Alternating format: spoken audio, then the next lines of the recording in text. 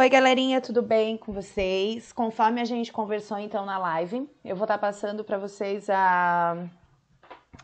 o gabarito dos exercícios propostos do COC 2, tá? Até para vocês já aí darem uma darem uma olhada, ver o que vocês ainda têm de dúvidas, porque esse COC 2 vai ser o tema até da nossa prova também que a gente vai ter futuramente, tá?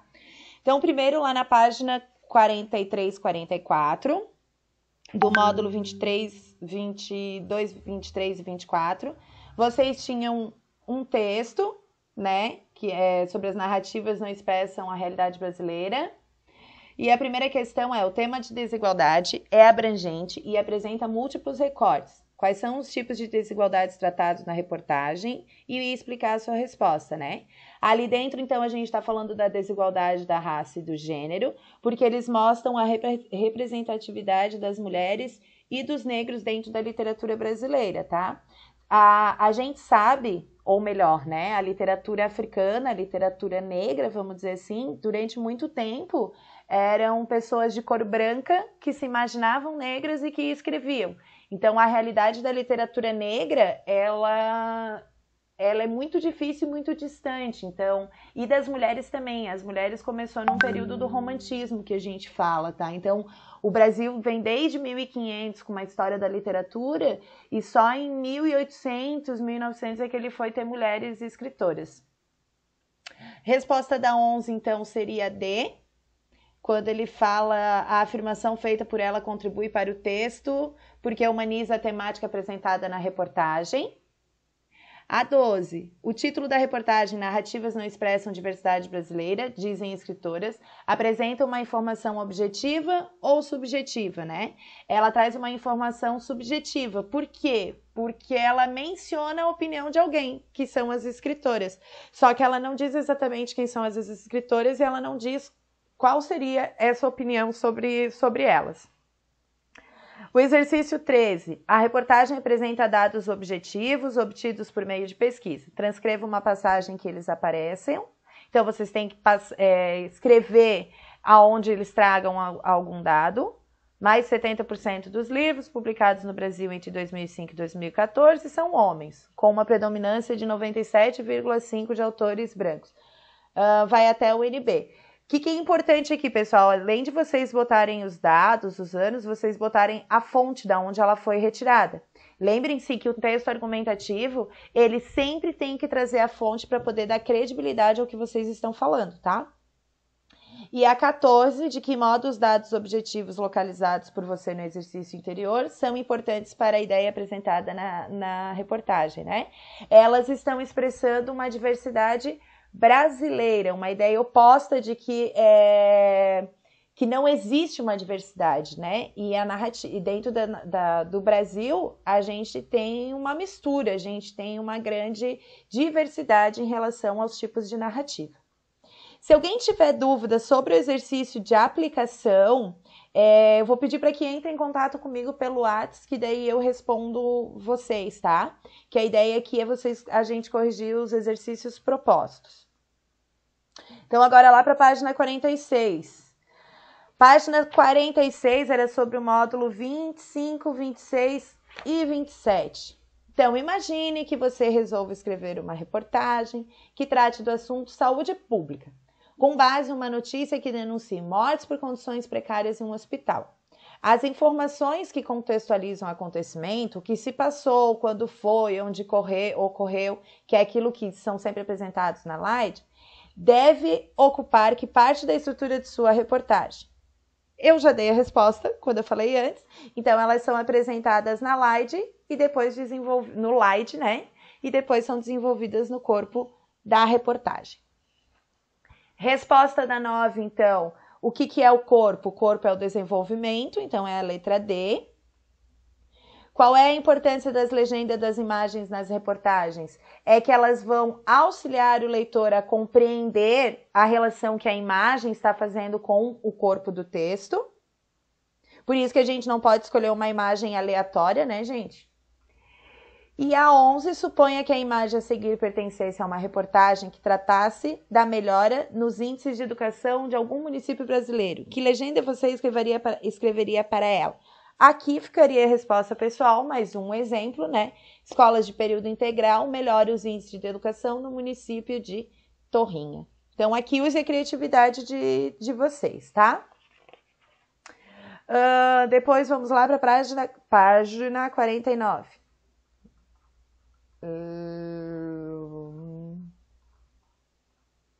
49, então. 49 era sobre os módulos 28 a 31. Então, o 10. É possível dizer que um artigo de opinião constitui-se por 3 partes principais. Qual é a ordem dele? Então, 2, 1, 3. Primeiro apresenta a opinião do autor, que é o ponto de vista. Depois ele vai argumentar e depois ele vai trazer uma conclusão. 11. O que representa essa palavra contudo aqui, né? O que ela está indicando dentro desse trecho? Ele indica que um argumento que confronta, outro já apresentando. Lembrando que esse contudo, ele é uma conjunção, ele está ligando uma frase, uma oração a outra oração. Qual é a relação entre o título e o subtítulo do texto e o último parágrafo, né? O último parágrafo, ele responde a pergunta feita no título. Lembram da pergunta retórica, que é aquela que faz você pensar? Então, o último parágrafo, o texto todo, ele faz o leitor refletir, e depois que você reflete, ele te dá a resposta lá no final. 13. Porque o autor afirma em seu artigo de opinião que a desigualdade não equivale à pobreza, dê um exemplo e justifique, né? Porque a gente falou isso bastante, né? Pobreza não quer dizer que tem desigualdade. E um exemplo é Bangladesh, que ele é um país igualitário, mas ele é um país muito pobre. Então lá dentro não existem pessoas muito ricas. Só que nem por isso ele não tem a desigualdade. Aquela pirâmide, aquela tabela que eu falei para vocês, né? Só que por isso que a gente diz que pobreza é uma coisa e desigualdade é outra. A desigualdade pode levar à pobreza ou vice-versa? Pode, só que a gente tem que lembrar que elas não são sinônimos. 14. A contra-argumentação fortalece a defesa de uma ideia? Sim, porque ela contribui para as ideias defendidas, né? Quer dizer que ela não pode ser derrubada. A tua ideia, ela tem que ser pensada, ela tem que ser reflexiva. Quando você escreve um texto e você defende as suas ideias, você tem que pensar que alguém pode vir querer derrubar as tuas ideias. E tu tem que estar preparado para isso. É isso que a gente chama de contra-argumentação. Você ter na ponta da língua informações para rebater a pessoa que vem te contra-argumentar. E a 15, um argumento consistente é aquele que convence grande número de pessoas, né? Não adianta eu querer tentar convencer 2, 3 e os outros 10 não acreditar em mim. É que nem a sala de aula. Não adianta 2 entenderem e os outros 30 não estarem entendendo. Página 50, os próximos então. No último parágrafo do artigo, o autor indica ter começado a extrapolar o assunto principal do texto. A passagem em que isso ocorre é no ex, mas isso pode ser tema de outro artigo. Aqui é o módulo que ele fala sobre a força argumentativa, tá? Onde ele fala sobre os meios de comunicação e a juventude. Então, quando começa a ficar cansativo, a gente pula. 8. Transcreva um trecho do texto, além dos que foram mostrados como exemplo neste conjunto de módulos, em que o autor demonstra o cuidado de não generalizar. Então, quando ele fala ali, quase todos, ele não está generalizando. Até essa resposta eu respondi para o Vitor, da 802, na live, né? É isso que eu falo de modalizadores, tá, gente? Quando não é uma resposta pronta. 9. No último parágrafo, o emprego da palavra retrógrada indica que o autor considera um fato negativo, que os Brasils têm o meio de comunicação serem empresas familiares. E 10, de que modo o fato de um autor evidenciar seu repertório em um texto argumentativo contribui para torná-lo convincente, né? É quando ele mostra o conhecimento sobre aquilo que ele está abordando, ele apresenta a força argumentativa, ele diz que ele tem domínio do conteúdo. É como quando vocês vão apresentar um trabalho. Se vocês não tiverem domínio do conteúdo, a primeira pergunta que o professor fizer, vocês vão desmoronar. É a tal história que a gente não pode decorar, a gente tem que estudar e entender o conteúdo. E o último exercício proposto, então, do capítulo 4, que fala sobre os modalizadores, o exercício pede e pergunta: no trecho, o perfil do jovem no Brasil se divide em vários. Há um adjetivo que indica a multiplicidade do jovem no Brasil. Qual que é essa palavra? Vários, né? Então, vários quer dizer um adjetivo. 8. Localize no último parágrafo do texto um adjetivo que se refere à parcela de jovens. Então, quando ele fala grande, né? Quando ele fala grande quantidade de jovens, se eu não me engano, ele fala. Então, esse grande é que ele está se referindo a uma parte. Ele não está generalizando, ele não está dizendo que são todos.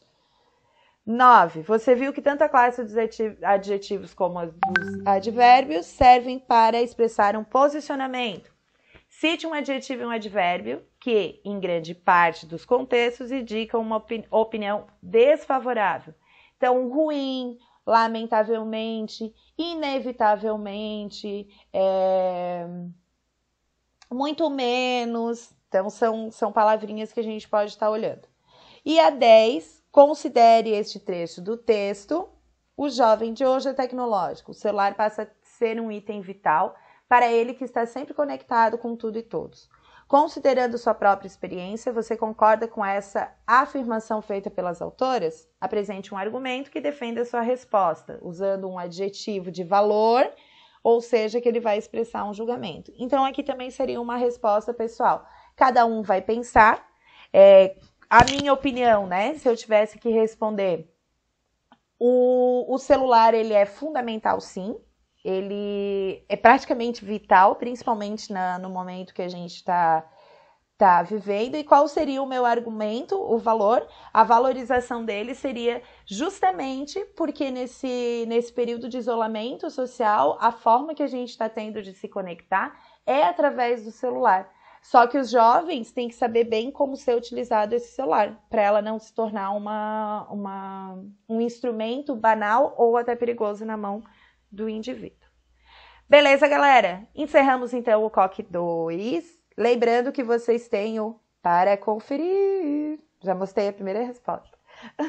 para estar respondendo e para estar enviando para mim, que esse para conferir ele vai acabar gerando uma nota. Deixa eu vir aqui embaixo. Valeu, galera. Beijo, beijo, beijo.